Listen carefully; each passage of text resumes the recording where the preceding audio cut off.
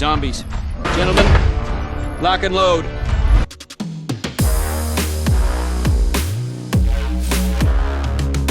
What's going on, guys? LoganJYA here, and before we get into this deck profile of Undefeated 5-0 Zombies for the GG4FREE Birthday Bash Edition, I wanted to share a replay from I Don't Care, showing how truly arrogant his deck is, just like his name. Let's get into it, guys. So we're going to start things off, and it's against Drytron, right? So opening hand, not the greatest. It's not too bad either. We see him go for the Link Rebo, but then the Glow Up Bloom gets negated by that Herald. And unfortunately, it looks like this Drytron player's got the gas. He's got the Call by the Grave for the Bell. He's still sleeping on an Ash Blossom, but will it be enough? He shotguns it on the Foolish. I don't know if that's necessarily what I would have done. But, yes, he resolves the Zeta. The Zeta gets him the Drytron Ritual Spell. He opts to go for the rank 1 play into the Leerloose. Goes Battle Phase, attacks, makes the Big Zeus. Top decking a Danger Bigfoot is good. Unfortunately, it's not good enough to out that Zeus. He was probably hoping to hit it instead of having it be summoned, but that was going to do it. Too much advantage accumulated at that point. Going into Game 2, though, we're going to see what it looks like when the zombies are actually working and doing their best. We see the Hulk summoned, but it gets ashed. So Zombie World Pass, is that enough? Well, if we look at our opponent's hand here, we can see how truly trash it is. He opened terrible. Seldom ever do Drytron's Brick, but I Don't Care just generated an insane amount of advantage and chooses to go for an Appaloosa, knowing how strong it is in the matchup, and that ends up just being enough to put YuGiOh out. Game 3, going second, opens 2 hand traps again, some of the strongest hand traps you can possibly play. YuGiOh's hand's not looking as hot as it could be, but that Bell is just going to seal the deal. Unable to go any further, he sets up an Alpha for the next turn, but it's not going to do him enough good. The Gozuki comes out, gets ashed. He still has the Foolish, though. He has the Foolish. And then he goes into the Avenge Red, which is an absolutely sneaky card. He special summons the Ash from hand off of the Gozuki's Grave effect, which lets him climb into his Hulk and get his real plays started. He passes on a Unizombie. Interesting choice here. I don't necessarily know what the idea behind that was. But we see him tag out for the formula, get his free draw, and then the Bell is really what's going to be locking up this game. We see the Zeta go off, Benteng gets to search for the Manju, and he gets the Drytron, but he is still under that lock of that zombie world. The Phoenix goes off to pop it, but it costs him the spell out of hand that he's unable to add back, and he just throws down another one. The Ballardrug is going to start banishing, and once that Ballardrug hits the field, it's near impossible for him to come back. Ballardrug negate the Alpha, start generating more advantage, put up enough of a presence where you're killing your opponent. It's that simple, guys. Zombies, a seriously interesting deck. I Don't Care has been fine-tuning. It's such a weird list, but it works. And we're going to check it out together right now. Here we go. What's going on, guys? LoganJYA here with The Neighborhood, a.k.a. I Don't Care, who ended up going undefeated 5-0 for the Birthday Bash GG4FREE. Awesome list, insane that this Zombies went undefeated. It brought a smile to my face every time we were watching him kick butt with this deck. So before we get started, brother, any shout outs you want to give? Just shout out to the great community at LoganJYA streams and all that. It's just a really good place to be. Oh, well, thank you very much, brother. And without further ado, let's hop into the deck list. Starting things off, of course, we got the triple Uni-Zombie. Wouldn't be a zombie list without it. Triple the Shiranui Solitaire. This card is very strong. Triple of the Gozuki, another important starter. Triple of the Mizuki. Double Banshee to get into the zombie world. Double Doom King Ballardrug. This card is insane. 1 of the Glow Up Bloom. 1 Plague Spreader Zombie. 1 Danger Nessie. 1 Danger Tsuchinoko. 1 Jackalope. And 1 Bigfoot. Follow that up with 1 copy of Tenny Spirit at Hara. Triple Ash Blossom. Triple Ghost Bell. 1 Skullmeister, and then triple Drollin Lockbird. So that's all our monsters. We got a fat monster lineup of 33.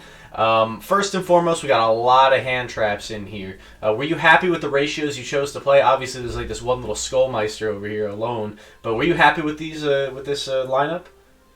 Yeah, I was basically guaranteed to at least have 1. In most games, I actually had 2 hand traps to go against my opponent.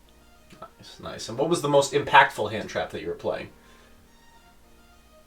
I'd say, surprisingly, it'd have to be Bell, since a lot of the times they try to get rid of stuff from my graveyard, and Bell just acts as like an interruption for that.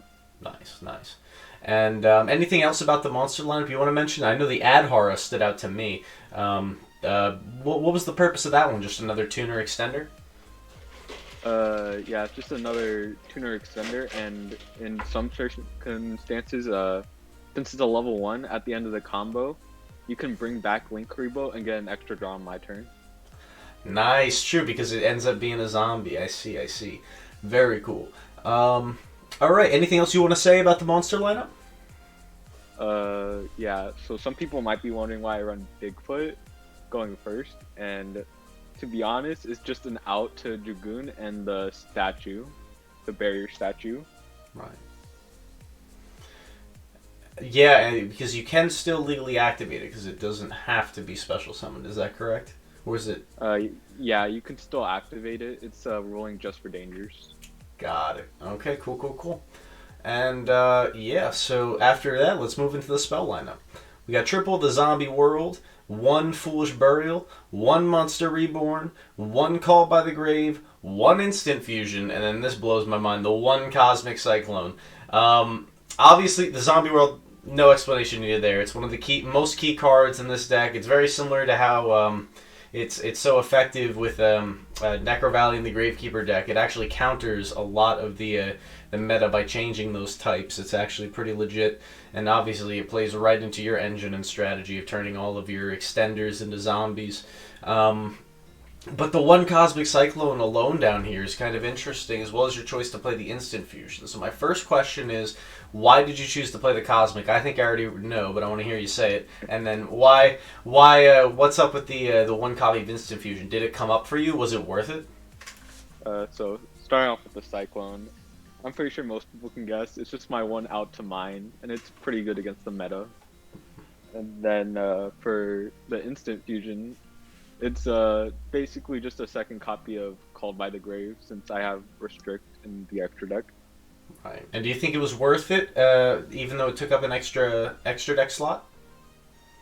Honestly, the extra deck space isn't that tight in this deck. I usually have always 1 free extra, so I just decided to run it. Cool. And I mean, it worked out well for you. Did you resolve it a few times during the GG4FREE? I had it, but they never hand trapped me, so it could be either way. Oh, okay. It kind of just sat there. I got you. All right. Well, that's cool. Let's move into the side deck real quick. We got triple the Artifact Lancia, double Ally of Justice Cycle Reader, double Forbidden Droplets, 1 Harpy's Feather Duster, 1 Lightning Storm, triple Evenly Matched, and then triple Dimensional Barrier. The Dimensional Barrier was definitely interesting. We saw you resolve that a few times.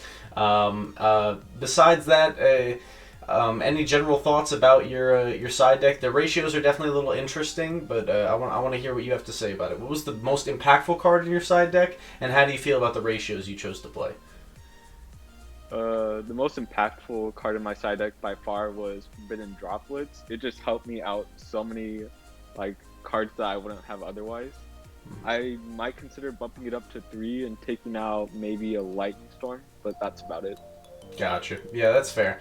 And we did see, I think we saw you play against Zodiac and then flip Dimensional Barrier, am I correct?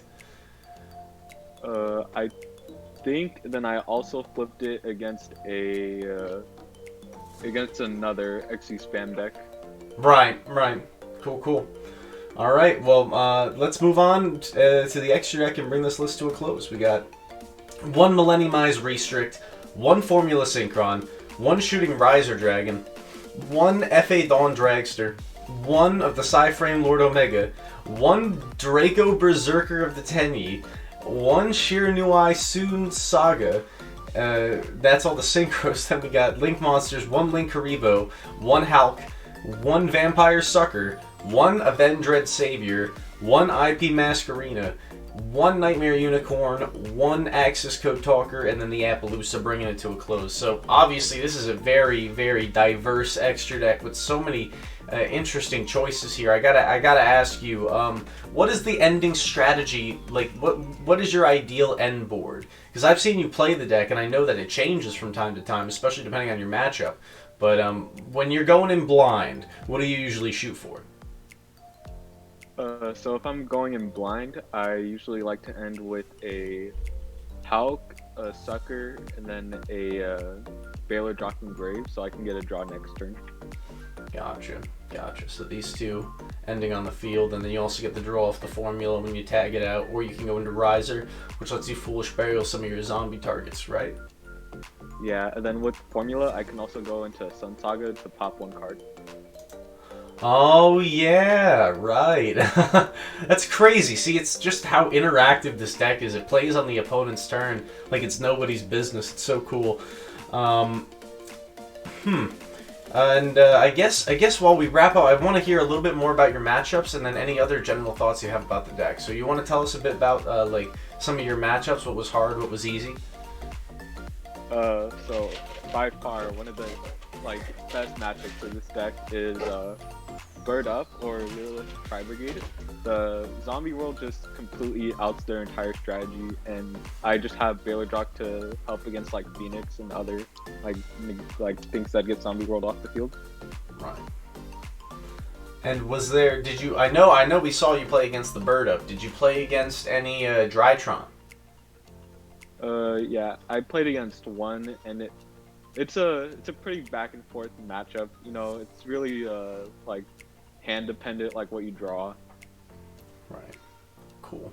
Well, any other final thoughts about your list? This is definitely something super unique, and I really do love it. In fact, this is something that I'm going to download and give a try myself, honestly, and I highly recommend anybody watching does the same. But any closing thoughts?